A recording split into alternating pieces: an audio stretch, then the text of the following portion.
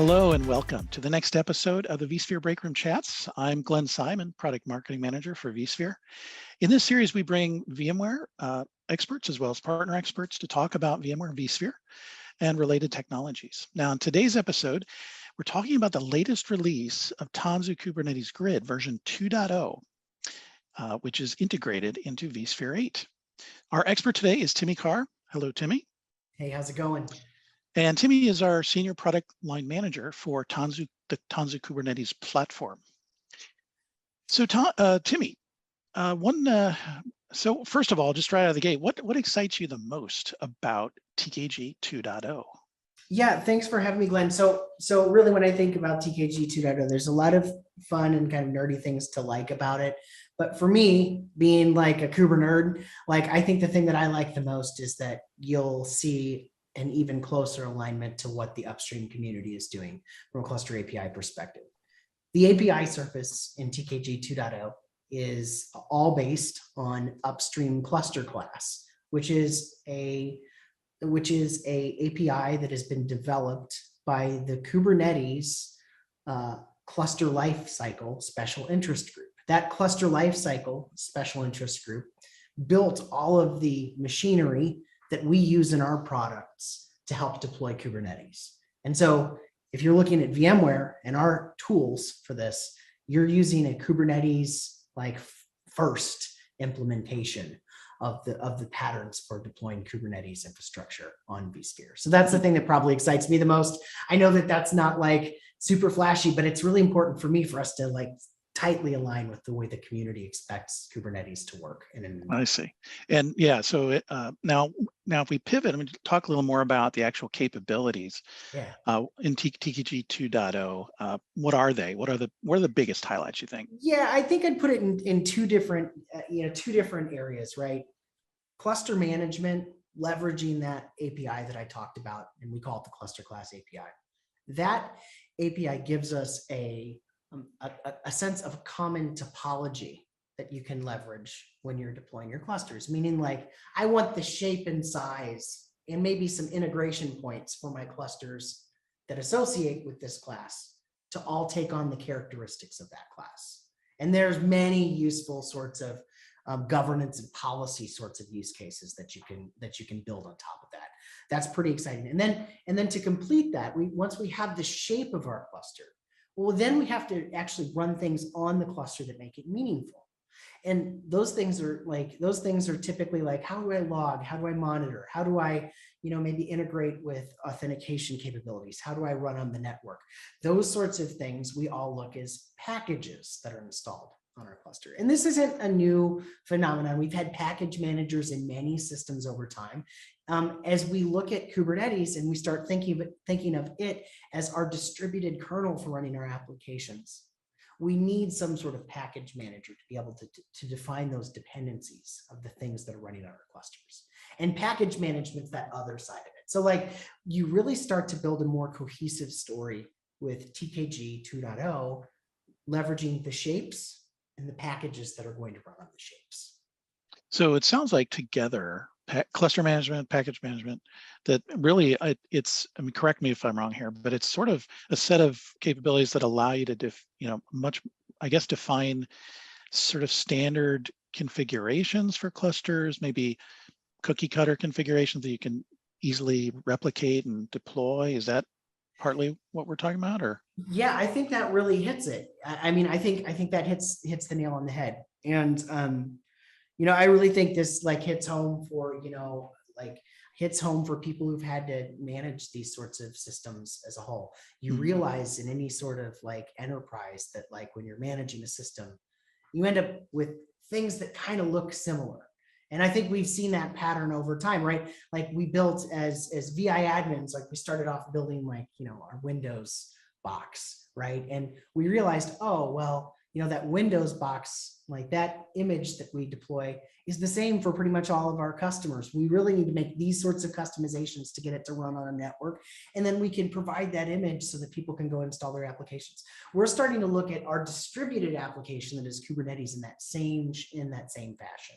Really just defining the shape of it and the things that should be on it when we want to turn it over to our customers. Mm-hmm.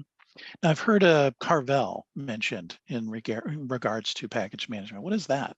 Yeah, Carvel tooling is a open source project. And like, here's the thing, Carvel is a collection of tools, and it's very much driven like via like a Unix, like single purpose tool sort of like construct. There's like 7 or 8 of these tools that we have that you kind of string together to build for many purposes. It doesn't just have to be for package management, but let me like give you some of the highlights.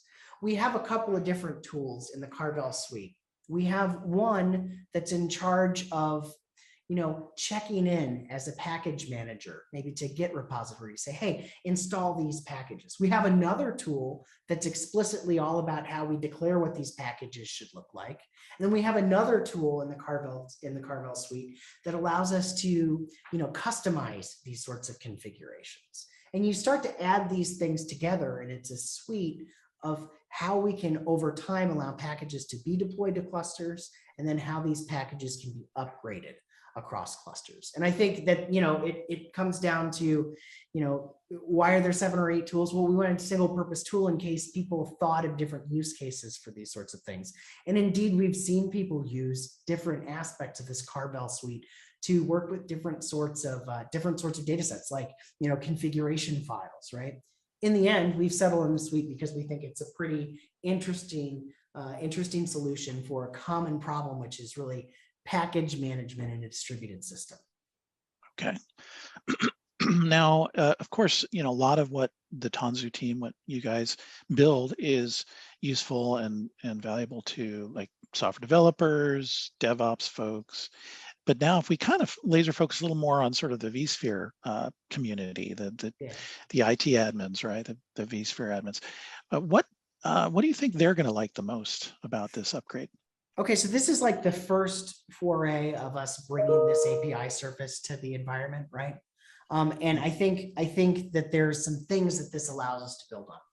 And when I did a vSphere infrastructure management architecture, like the common things that I found was that like I always needed to meet some sort of compliance requirement or some sort of governance requirement or something like that. And for me, being able to specify a like set of configurations for a certain sort of compliance needs in my environment was key. Oftentimes I'd have many sites, and site 1 had to be configured this way while site 2 is this way. And maybe site 1 had a different posture than site 2 from maybe a security perspective, or maybe even just a general like networking perspective, right? Maybe site 1 used like certain NTP servers and site 2 used other NTP servers, goofy stuff like that from infrastructure perspective that we have to handle as infrastructure admins. I would only really need in this world where we're leveraging cluster class to like specify a certain amount of configuration changes where the rest of these configurations may have commonalities. And that's what's pretty powerful about this API that we're going to give the people who are running these environments. It's going to give us the ability to start to group together policy as it relates to Kubernetes clusters that we're deploying in our environments. And so we're able to say, hey, the configuration for my Kubernetes environment should look like this size. Maybe it's this many machines. Maybe it's this control plane configuration. And it should have these sorts of things that are characteristic to my environment, maybe proxy settings, maybe they're special server configurations for DNS, those sorts of things, right? Like we find ourselves as infrastructure admins always needing to like dig in and make some custom setting because either our network is configured a certain way or a security posture is configured a certain way. And this starts to give us the ability to leverage those sorts of configurations. I see. Well, there's obviously a lot more to TKG 2.0 than we can cover here in a few minutes. Yeah. But where do you suggest people go to learn more about what is in TKG 2.0? Yeah, so first of all, I'd say, hey, check out the Tanzu blog because there's a lot of new posts there specifically around this API space, the packaging and tooling that we have. Like these are not new things, but they're new put together in a product. And then if you want to learn more about each of those things, dive in a little bit deeper, right? as I mentioned, this whole cluster class API endpoint, this is part of the upstream cluster API project. That's a part of Kubernetes special interest group cluster lifecycle. So SIG cluster lifecycle. And you can find out on more. GitHub, right? Yeah, you can find out on their GitHub that SIG cluster lifecycle and specifically cluster API's GitHub repository. Okay. There's a blog that they have related to cluster API there. And Carvel tooling is really the same thing. If you look at, I think it's carvel.dev, that's a nice jumping off point to jump into the different projects. The things that you're really going to care about as it relates to TKG 2.0 from a Carvel perspective, you're going to care about CAP controller and CAP. And then YTT, I would look into those. I would look into those areas there from a packaging perspective. And like by all means, feel free to reach out to us here at VMware if you'd like some additional pointers as well. Okay. And actually, I want to provide one last note for everybody. If you're not familiar with our Kubernetes integration with vSphere 8 and the TKG capabilities, TKG 2.0 is integrated with vSphere. It's available as part of vSphere Plus. It's also part of vSphere with Tanzu, which is an add-on to Enterprise Plus, the Enterprise Plus edition. So that's how you can get those capabilities. And with that, I think that's all the time we have for this episode. Thanks, Timmy, for joining us today. Yeah, thank you.